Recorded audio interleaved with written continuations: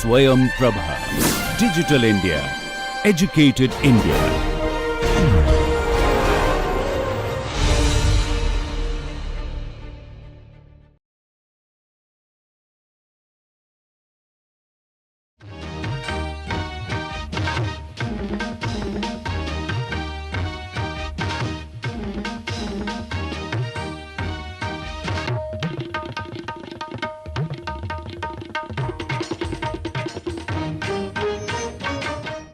Welcome to the second lecture on the second of Marshall McLuhan's essays, the Gutenberg Galaxy and the Making of the Typographic Man. In the previous lecture, we looked at the previous essay, which is on medium is the message. Both the essays were written in the 1960s, which was the very early era of the electronic age, as one would say. Just to understand where we are going, I would like to recap a few points about the medium is the message. The principal reason why we are looking at both these essays is to understand the relationship between human beings and human society and technology. And in specifics, we are looking at technologies of communications. In our particular course, we are interested in technologies of writing, of recording ideas. What McLuhan is trying to assert, and in fact many others have also tried to assert, and we will look at some of those essays in this course, is that the development of technology bears a very strong relationship with the way human beings communicate, and way the communication is framed, and the way the communication is perceived and interpreted. This is a relationship which is very often lost upon people.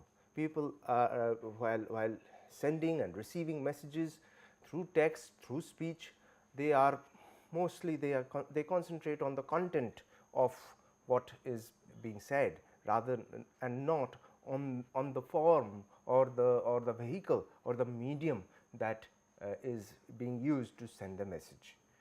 And we are, just to remind you, we are interested in this entire history of communication and communication technologies, because our principal aim is to understand the present, the contemporary, the digital media, the advent of the digital media, and the sweeping changes that the digital media is bringing about in our human communication, and in fact in human society, human politics, economics, and every facet of life. So, without much ado, let us begin on understanding the essay. I strongly recommend that you read the essay, which has been provided in the reading list for better understanding, but for the moment I will explain to you what the salient points in the essay.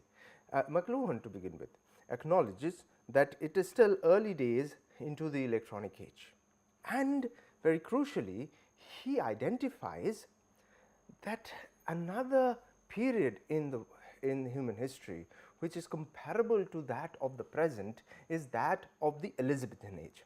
Now, a little bit about the Elizabethan age. Those of you who are students of literature would know that when we talk about the Elizabethan age, we talk about the period of the reign of Queen Elizabeth I in England, which was towards the end of the 16th century and the very early part of the 17th century. And it is also variously known as the early modern age, the Renaissance, or even the Shakespearean age. Right. What is important for us to know about this age is that this was a period which, though students of literature would know it mostly for the plays of Shakespeare or the poetry of Spenser and again the plays of Johnson and others. However, it is important to remember that this was an age of tremendous growth, tremendous churning within British society, within English society and politics, and not only English politics, but also across Western Europe. we are going to study this at greater detail later on in this course, but for the moment let me tell you that we would understand that there were a series of explorations that were undertaken by navigators, by explorers who tried to circumnavigate the world. It was not only Columbus, but many people from across each of the European nations who were in a scramble to find a new route around the world to Asia, and thereby they discovered the new what they called the New World, and that brought about a tremendous amount of opening of knowledge systems within Europe. It was also a period of new learning, as we all know it. There was a tremendous history growth of coming of the printing machine, tremendous growth of the number of availability of books, new universities were created, and not only that, people also link it to the growth of trade and commerce to an unprecedented scale. Along with that, this was also a period of scientific exploration. What I am going to try to demonstrate in this course is that all these changes, all these points that we discover as features of the Elizabethan age, so as it were all interlinked. They all facilitated each other. They did not grow independently of each other, and that's the story of which is fascinating, and that is what McLuhan is really trying to point towards, is that the sweeping changes that happened, that was seen within Western European society, and as we know, it's not merely Western European society. It is also that because of the history of colonialism and because of the growth of capitalism and imperialist commerce, these features of European society influenced modern societies across the world, right? So this kind of sweeping changes is something probably which we can see in present day society as well, if we look at it closely, right? So and in fact, through this course, this is what is going to be a mirror for us. What were the changes that came about in the early modern period? It is called the early modern period because it is in this period that we recognize some of the very important tenets of modern societies: democracy, science, rationality. These are some of the important capitalism. These are some of the important features that define modern societies, and these took their form, struck roots at around this period. And it did not develop in a day, it developed over the next several centuries, but the first signs of such a change in the world really could be observed or seen during this period. So if the changes of a certain technological nature, of a change of a certain communication technology brought about such sweeping changes during the early modern Elizabethan period, then we can only conjecture as to what kind of sweeping changes our own contemporary societies are undergoing. So he says that he says that we are still early days into the electronic age. I'd like to remind you, he is talking about in the 1960s. We have moved beyond some 50 to 60 years after the writing of this essay, and we would still say we are well and truly into the digital age, but we still don't know how much more we have to see. So we can hold McLuhan's essay, McLuhan's point to be true even today, right? So he says that we are as early into the electronic age. We have not seen the full growth of the electronic age. We can only see the first features, the first very development of the electronic age, as the Elizabethans were into the typographic and the mechanical age. Now, so he says that it is in the Elizabethan era that we see the beginnings of the typographic and the mechanical age. Now, What are these two terms, typographic and mechanical? The mechanical is much more easily understood. It is the use of machines. For the first time, human beings started doing work using machines. Before that, everything was done manually. The creation of machines to do something, do work is a result of scientific development, is a result of research within the field of science, and development of technologies through which you cater to more mass production of various goods in the world, including that of books and the methods of recording and communicating ideas. Before that, it would all be manually done. Now, what is the machine that is used for mechanizing communication? We all know it is the printing machine. The printing machine, one of the earliest printing machines. If you study the history of the printing machine, in fact, we are going to study the history of the printing machine in this course. While we are through the lectures of this course, we would find that the increased need of books required a large number of copies of a certain book to be available, because there would be students who would be wanting to read them. Although one would say that that is nowhere in comparison to what kind of need and the market for books that we have today, but it was a tremendous growth. The world saw a tremendous, the European society saw a tremendous growth in the demand for books at around the 13th, 14th, 15th centuries. And manually, earlier there would be just the only method of reproducing books would be through manual copying, through manuscripts, through scribes, those who write books. And that, as we all understand, is a slow process. So there was always one is in the lookout for creation of a more efficient and better mechanism through which more books could be made available at a cheaper cost and at a faster rate. So one of the innovations that Gutenberg is ascribed to Gutenberg is the creation of the movable type. So as you can see on your screen, this is example of how the earliest printing machines actually operated. You had these types, each individual typeface, which is put together, which are composed in lines, and then an impression is taken, right? That makes it really efficient. Before this, before Gutenberg, people would try to create one entire page carved out of wood or metal, and that was a very inefficient way of working, very slow process of working, because you could not reuse the same set of types for another page. So the labor involved in creation of a full impression of a page would be much more inefficient, whereas the creation of the movable type, it's movable because each of the pieces can be taken apart and put in a box and reused later on. That is the innovation. That is the innovation which led to the rise of the modern printing machine.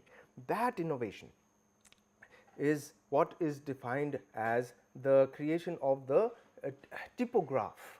This is the typographic method of printing, and therefore this age is also called the typographic age. And that is what McLuhan is referring to when he is talking about the typographic or the mechanical age. So this was a very early period of the typographic age that the Elizabethans were into, and he is trying to refer to that. And what he is trying to suggest is that there are certain changes that came about when the human beings became typographic. Now, when I say typographic, you must understand that you must understand certain terms. We talk about the oral world, so we are going to look at various broad epochs of writing technologies or communication technologies, not only writing, because we are also talking about orality. So you had the oral world, the bardic world, where communication was primarily through oral means. Poems would be passed down generation on generation without anything written. without any scriptures, because human beings started speaking, talking much before writing was even invented. So if we talk about the talk about the invention of writing, it's only about 5 to 8,000 years old in various cultures, in various forms, and the alphabet is much more much closer. It's maybe about 3 to 4,000 years old, the earliest forms of alphabetic writing, and the creation of the vowel is even more new. So when we are talking about the entire expanse of the of human society, human civilization, our communication technologies are very new compared to that. It's a very small period of the entire period of human communication. So before the invention of writing, human beings would be communicating through oral means. So that is one phase. The second phase is the phase where people started writing. The earliest writing were pictographic writing, I mean in the form of maybe cave drawings. That's the mechanism of communication, but we are talking of more things where cuneiform writing or hieroglyphics, which were used to communicate through symbolic symbols. That period, and after that, when alphabet was discovered, was developed, that led to manuscript writing. Paper was a much later discovery. This entire period where people are writing by hand, using the hand. Remember, I told you in the previous class about how the shape of the human hand allows us to hold tools of various kinds, weapons, tools to create, to hunt, tools to cook, tools to create other tools, and of course tools of writing. So therefore,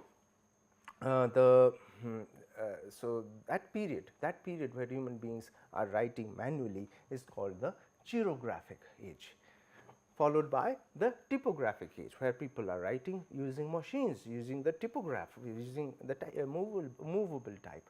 That's the typographic age. And the typographic age follows into what McLuhan calls the electronic age, but I think we will make a distinction between McLuhan's understanding of the electronic age and our understanding of the digital world, because McLuhan did not have too much of an inkling into what the digital age is really all about. He was looking more at the transmission of radio and television, but there is a linkage. But the radio and television, we can still say, is part of the mechanical era, because the TV cameras and other and the radio, they were mechanical devices to begin with in the 1960s. The era of digital recording really begins a little after that, and certainly the coming of the internet really revolutionizes the way the world communicates. So he says that during the typographic period, when the coming of the typographic period, or the early typographic period, which is the early modern age, or early modern era, a distinction was happening between human experience as a corporate experience and human experience as modern individualism. Now, just to explain this issue a little bit, one of the when I was discussing the facets or the features of modernity, among the various other things like colonialism, capitalism, democracy, one of the important facets is also the rise of the individual. The idea of that the individual is at the center of the universe, that the individual is what is driving growth.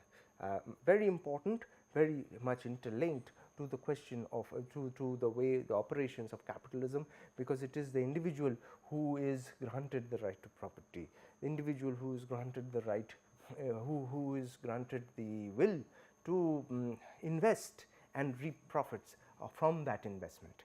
So, individualism becomes a very important characteristic of modernity.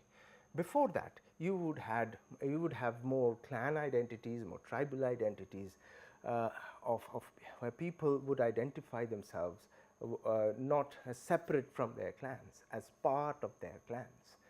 So, it was a more corporate experience. of a group of people, a community together, all right. So, that distinction where the individual branches out of the of that corporate existence and strikes an individual fate for oneself. Very important to understand the kind of characters, it is easily understood from the kind of characters that we encounter in the literature of this period. If you look at Robinson Crusoe, for example, Crusoe is someone who was fated to be a clergyman, but he then moves out of his house and he is probably the second or third son of his family, and he moves out against his father's wishes, against the corporate notions of what his duties and responsibilities are, and he tries to chart a career, an experience for himself, and that is the risk taking that he undertakes. A second example, that of Macbeth, for example, Shakespeare's tragedy, Macbeth. Now, in Macbeth we find in the very first second scene, we find when Ross comes in, tells Duncan of the heroics of Macbeth, of what Macbeth has achieved in the battlefield. He has shown quality. He has protected his entire people. He has fought very hard and very bravely, and he has shown us. What we see on picture is this. There is this character of Duncan, who is the king, and he is an old man, right, frail man, certainly not someone who can protect his people from the invaders, from their enemies who are attacking Scotland at that point of time. And it is Macbeth who is protecting. Now, if you understand the responsibilities and duties of the king, then one of the things that the audience would understand is that Macbeth is perhaps much better suited to be king than Duncan, but he does not have the necessary qualifications. He has the abilities, but he does not have the necessary sanctions, because he is not born into the royal family. He is not. It is in the hereditary, in the system, monarchical system. You have the understanding that the king's son will become king, and that is how the inheritance actually operates.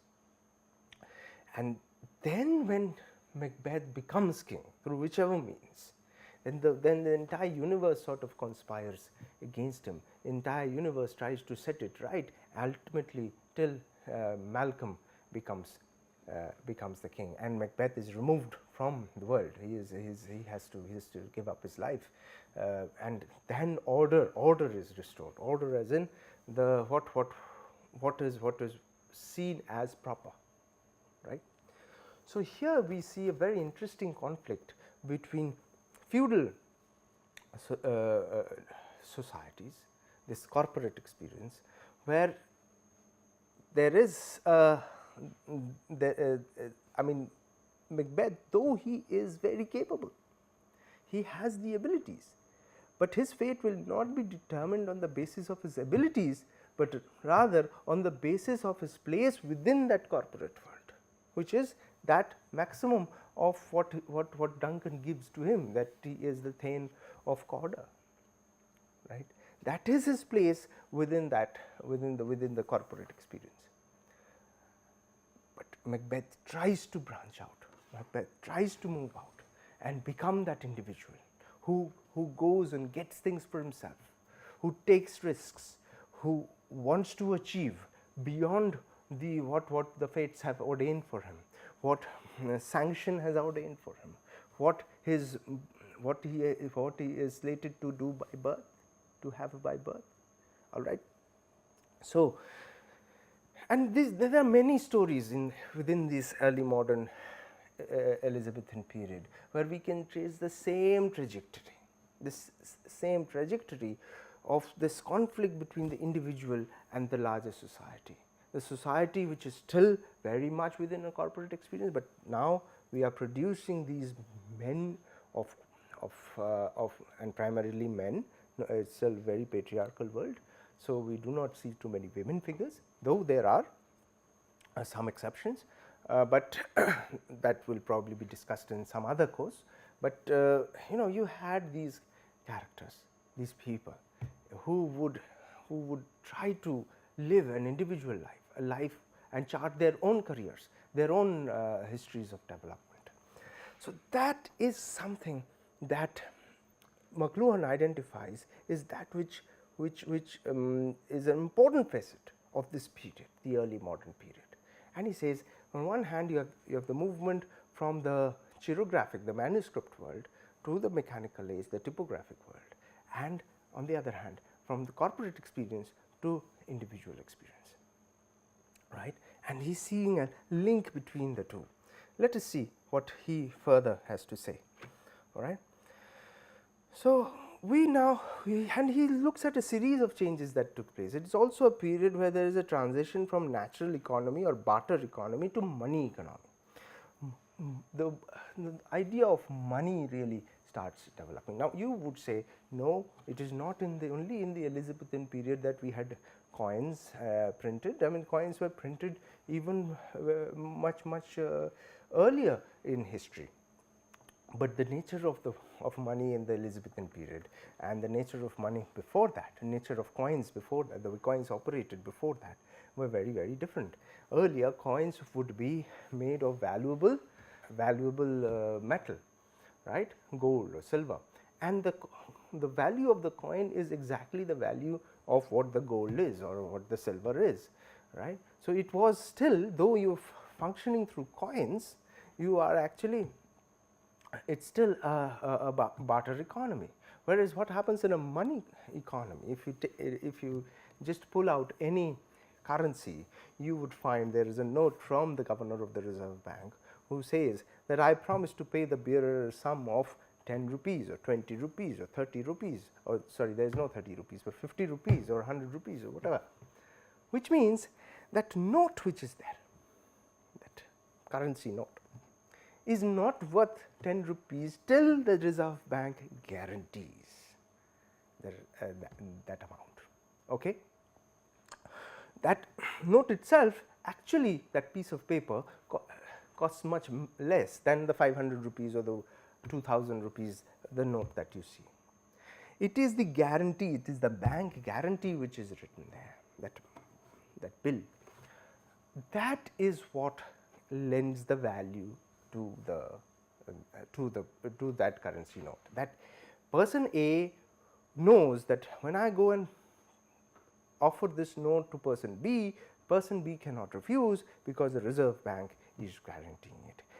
All of us have gone through the history of demonetization, and what is demonetization?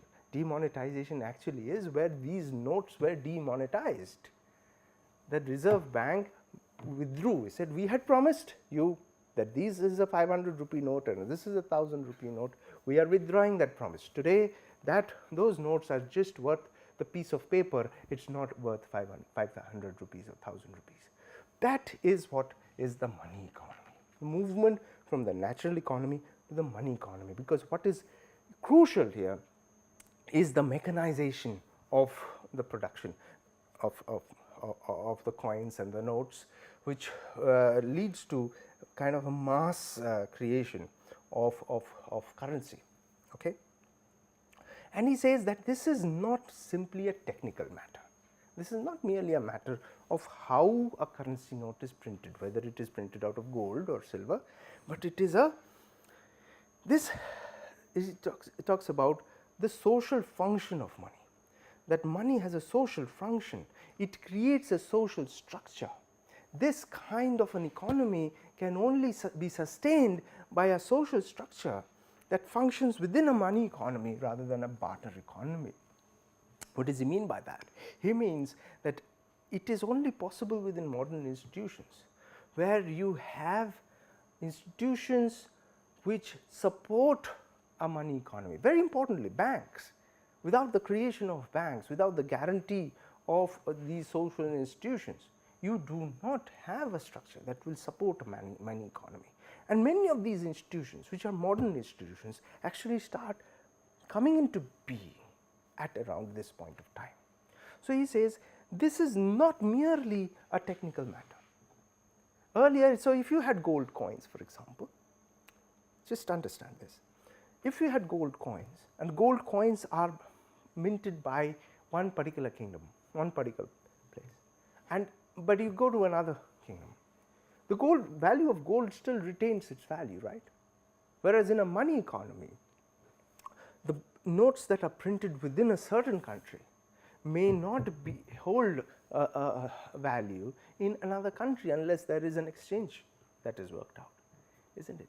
So, this now gets linked to the creation of nation states, right?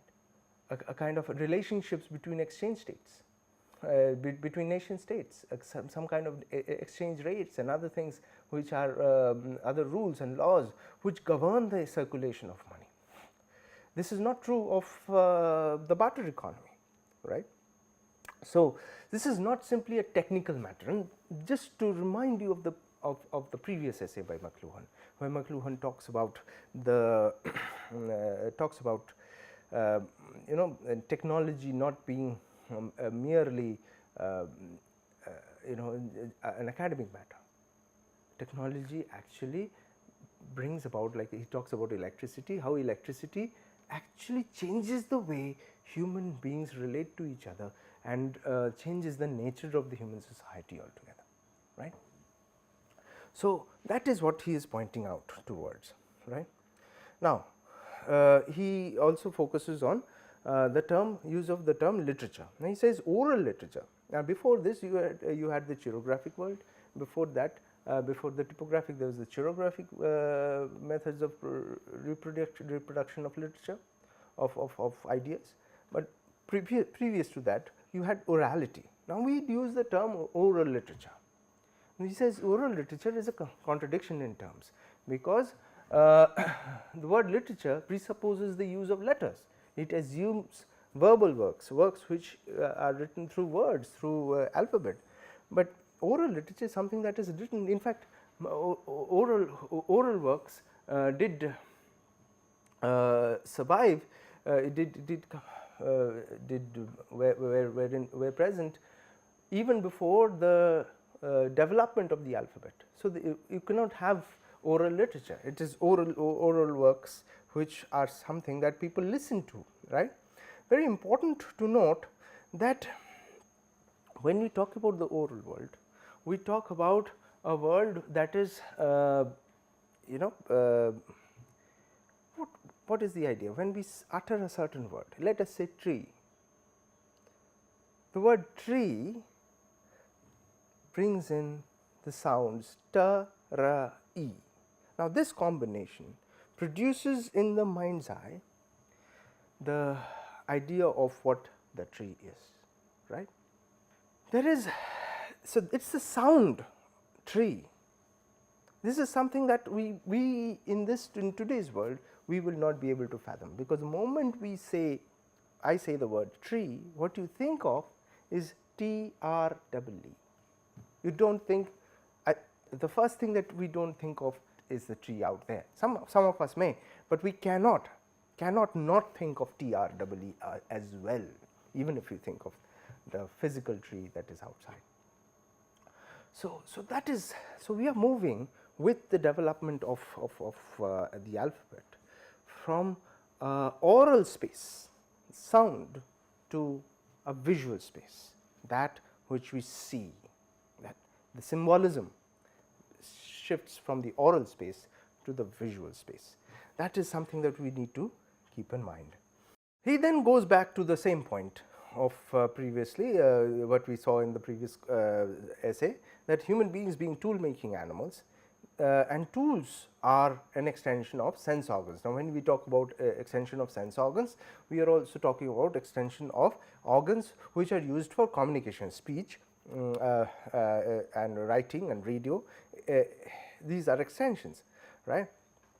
Weapons are an extension of our limbs, and we can talk about nuclear weapons or biological. The body has a mechanism of controlling temperature, uh, uh, clothes and houses are an extension of the human body's ability to control temperature.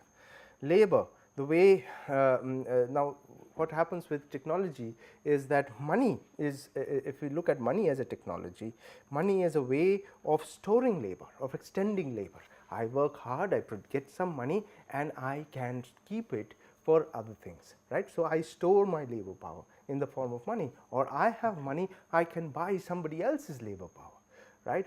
So, or I work hard, or I'm a good craftsman, but I also need to buy maybe wheat from the market. I can't produce wheat, my labor power cannot do that. So, I use the money of my craftsmanship, produced through my craftsmanship, to buy another skill, that is production of wheat. All right. So, that is what technology does. Technology extends our organs. TV and telephone, he says, is an extension of voice. Language itself he identifies as a speech tool, the way we have understood, because language really, language is not a natural thing. Language is something we acquire. When a child is born, the child learns the language, and we are able to understand each other because that language actually exists between us. Language does not emanate from me, language does not emanate for you. I am aware what language you might understand, and you are aware of what language I might be able to put together. Therefore, we sit across the screen and we interact, and the language actually exists between us, right. So, speech is a tool, and what language does, it allows us to accumulate experience and knowledge. What I am transmitting through this lecture today is a certain experience, certain degree of knowledge which I hope I have, and which I would have spent many more hours acquiring, which you are getting within the space of a lecture or a course. When you read a book, someone may have researched that book for many months or years, and by reading that book you gather that experience, you accumulate that experience within the space of a few hours or a few days. So, it translates. So, language allows us, not only, it is not merely communication, but it allows us to move experience from one mode to another mode. All right. So, he says that new technologies deeply affect traditional operation. When technologies change, things undergo a sea change altogether. It is not merely a change of technology, but the way we operate, it affects the way we operate altogether. Okay. And he says that each technology actually alters the ratio among the senses, and this is very crucial. We just talked about how the word tree, when it is spoken, when it is pronounced in a oral world, it reminds people of the tree through the utterance of those sound forms, right. Whereas, in a chirographic world or a typographic world, you look at the visual shape of the word itself. All right, you imagine in your mind's eye the visual shape of the word. So, therefore, the ratio among the senses is altered, whereas in the oral world you had the ear playing a very important role.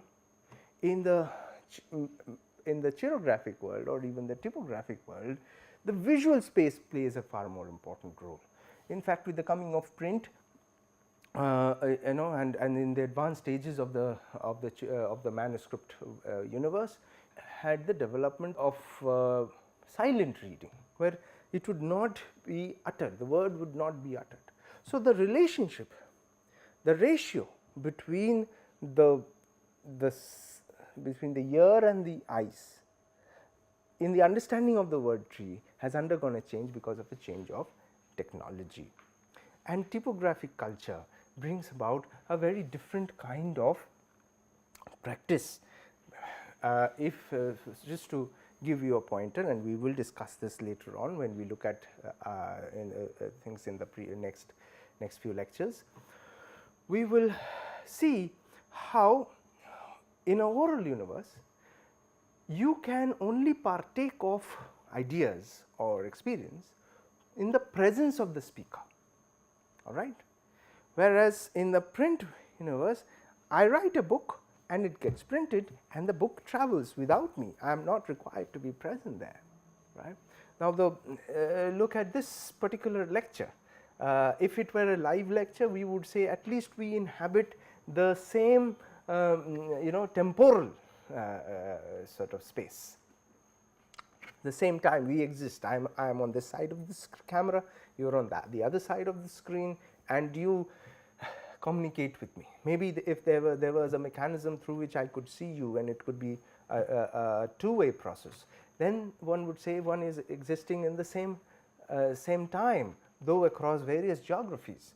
But in this particular case, look at it. This once this lecture is recorded, I do not even know who is going to register for the course right now, right. But I am speaking to you, I mean speaking to an audience who has yet to come into existence, isn't it? So, the technology of this recording device that is there before me, the camera, and the transmission device that is there, the internet, is making it possible for me to have an audience who are yet to come into being, right.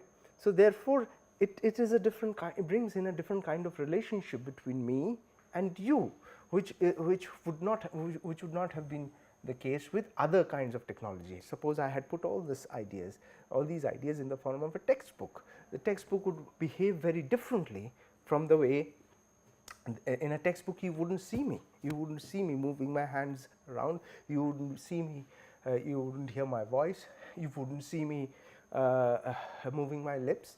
So, each technology operates very, very differently. And he says one of the important facets of, and now he is returning to the modern times, to the contemporary times, and he says electronic technologies, you move from the auditory domain to the visual domain. What does it mean? Certainly, one point that needs to be understood here is that when certain words are used, they can be used in different senses across different contexts. Now, we already said that the movement from the oral to the chirographic or the typographic world is a movement from the oral to the visual, because you see the word tree written on a white space of paper. But what is important to understand, it is not a complete separation from the oral altogether, because even when we are reading something silently, we are reading it in our mind's ear. Okay?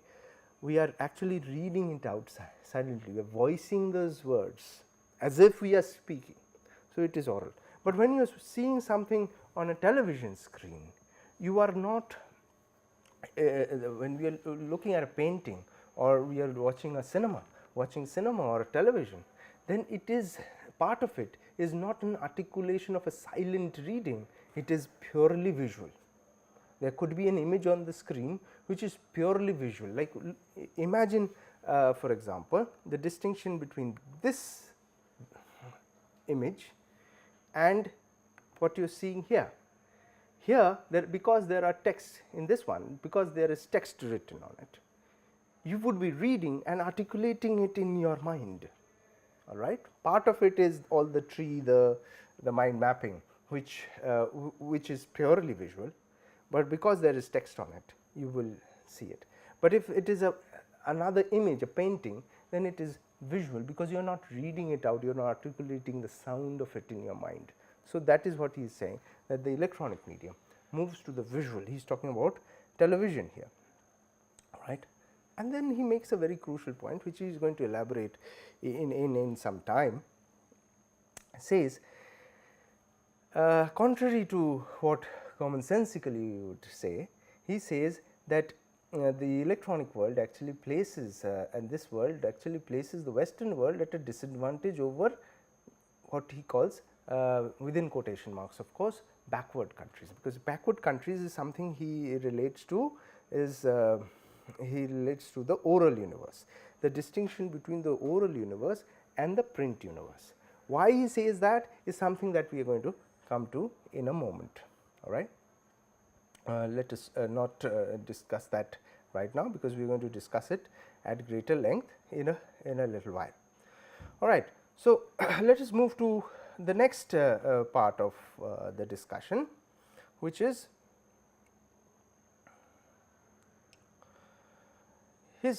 he takes on the philosopher Karl Popper, and he discusses the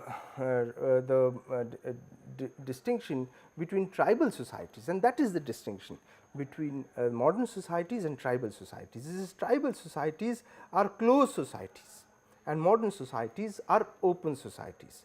Tribal societies have a biological unity, whereas modern societies function through abstract relations. So, now what does it mean? In tribal society, they are closed societies, right? They are small close knit societies. This is the corporate universe that he is talking about.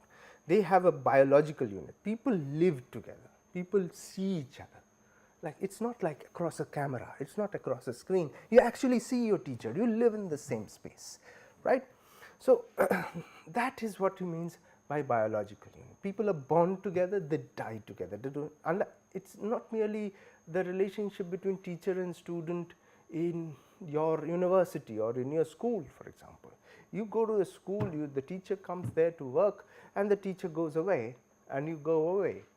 The teacher may be teaching there for 20 years, but a student in a college is studying only for 3 years, right, and that student goes away. But imagine if you were to live your life completely in a village or a tribe where you were born, the teacher was there, and when the teacher dies, the student is there, or whichever way it is. They live their lives together, live their entire universe together. It is a closed universe, right, and there is biological unity. We live with each other. It is not an institutional unity, right. When I teach in my institute and there are students, I see them for a course. I may see them for a couple of years. After that, they are gone. Then they only exist through correspondence. There is no biological, no endemic unity between us. It is merely through abstract notions, through institutions. These are more institutional relationships. So, he says that taking on Karl Popper, he argues that these tribal closed societies function on the basis of corporate values, whereas modern and open societies function through competitive individualism, points that I have already made. And he explains what we mean by corporate values. He says man or human beings look upon themselves as part of a much larger organism. They are not independent unit, not self-reliant, but part of a clan or a family or other larger entities. Whereas in modern individualism, there is the individual is existing separately, and there is a functioning of exchange, cooperation. The relationship is that of exchange, not a biological unity, but that of exchange between teacher and student, between boss and employee, employer and employee, between the member of parliament and the electorate. You know, it is fragmented, isn't it? To a certain person, I am so to the shopkeeper, to the person in the shop, I am a customer, whereas to my colleagues, I am a co-worker, right. The same person has different facets, whereas in a corporate entity, I am completely what I am with another person who is completely what he or she is with me. We see everything about that person, isn't it? And just imagine your relationship with the members of your family, from your relationship with your classmates, for example. It's a very different kind of a relationship. You know a lot more about members of your family than you will ever know about your classmates, maybe. Now, mostly that would be the case. There would be exceptions, but our engagement in the institutional space of a college or a school is example of a modern society, whereas our existence within the family space is an example of the tribal or clan modes of existence. Now, what we see he now is going to take this distinction further, and he is going to say that within feudalism you had a situation. He is talking about power, he is talking about politics. The feudal monarch was inclusive, including all his subjects in his person. What does he mean? What do we mean by this? When you, I hope you have heard of the term the royal plural. The royal plural, that is, when the king speaks, we shall visit the sea tomorrow, or something. He uses the word we, because the feudal monarch, within his own understanding of himself, he includes all his subjects. Okay, it's the way the language operates. So the fate of the monarch is linked to the fate of the people, and the fate of the people is linked to the fate of the monarch. They are not separate from each other. Whereas in modern societies, you have entities of in power who are in a republic is basically that, where you have that the power is not, the head of state is not hereditary, but is decided through constitutional means. There is constitutional rule. So therefore, the person who is ruling the country, who is only holding an office, is not actually holding power by himself or herself. Whereas in case of monarchy, the feudal monarch was holding power, the entire power, to himself or herself. And another crucial distinction may probably make it very much clearer to you, is that the distinction between feudal monarchy and the modern ruler, the democratic world, is that brought about by the rule of law. With the rule of law, you have the law is greater. The law is above that of the ruler completely. All right. So in the case of a feudal monarch, it will be the prince or the king who would decide what the resolution to a particular matter would be. He could be arbitrary, he could decide on his own. The court, he would be the supreme authority altogether. Whereas, if you look at a constitutional world, there is a constitution, there is a set of laws, there are a set of laws, and the judiciary is that. So there is a separation of powers, and it is the judiciary which decides on what is right and what is wrong, how a particular dispute is going to be decided, what is the quantum of punishment that would be given, right. So therefore, that is a very, very important distinction between office and authority. That distinction comes about in the modern period. All right. And the most crucial distinction for us is the distinction between the oral universe and the print or written universe. And here he is trying to work with the distinction with the Western child and the African child, with caveats. One would say that because in the 1960s, one would say that the spread of Western technologies and Western institutions were still very limited within Africa. So McLuhan takes it to be a very apt example, though Africa was and the various African countries and societies are perhaps as much modern as that of Europe today. But McLuhan in this essay makes that distinction between he relates the African world with orality and the Western world with written and print universe. We shall not go into the politics of this distinction, that this relationship that McLuhan draws, because that would only draw away from the moot point that he makes. I am not absolving McLuhan of anything, but I think we need to get on with it and discuss what is the point about technology that McLuhan is making. He says, for the African child, education depends upon the spoken word, whereas for the Western child, the Western child is introduced to mechanical causation. So, for the African child, for example, water is something that flows in the streams or flows down during rain or comes out of caverns. But for the Western child, the first introduction to water is through water taps. It's a mechanical. So it's like this. When we many of us who are urban bred, we would encounter food on our plates, and we think food comes from the kitchen, or that food is produced in the market. Whereas for a child who is more within the likely to be in the more traditional oral universe, would see that food is actually produced on the field, in the farm. So there is that disjuncture between the biological world and the mechanical world. All right.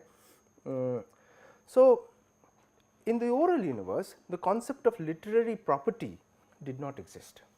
Why?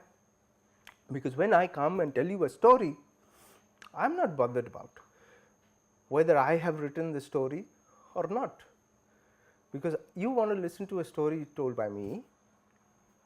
The same story told by another person may not be that interesting to you, because you are not only interested in the way in what this content is, but the way the story is being told.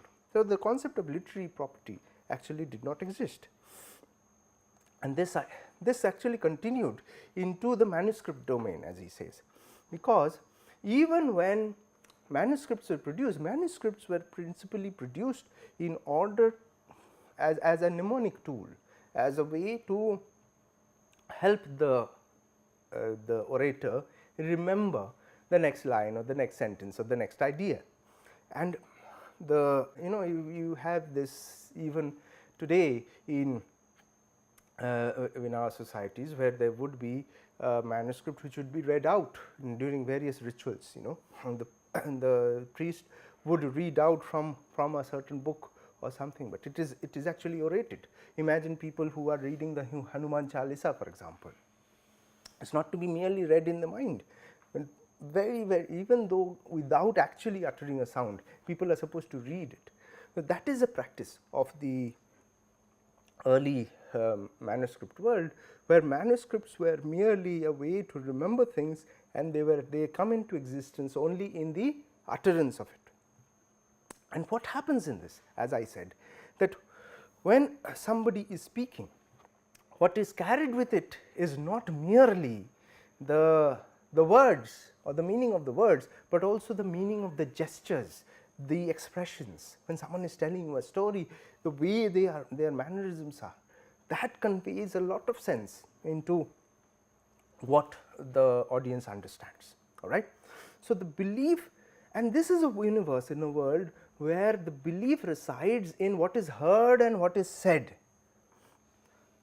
So the word is directed at the listener, not at the written work. All right. Whereas in the Western world, seeing is believing. In the oral universe, hearing is believing. I have heard about this compared to I have seen it. There is that distinction. And he says that non-literate people, those who believe in the spoken word rather than the written word, they would identify more closely with the world that they live in, because it is a more biological unit. I would relate much closely with the tree, because that printed word TREE does not stand between me and the tree. The tree is right there. I understand what a tree is. Okay.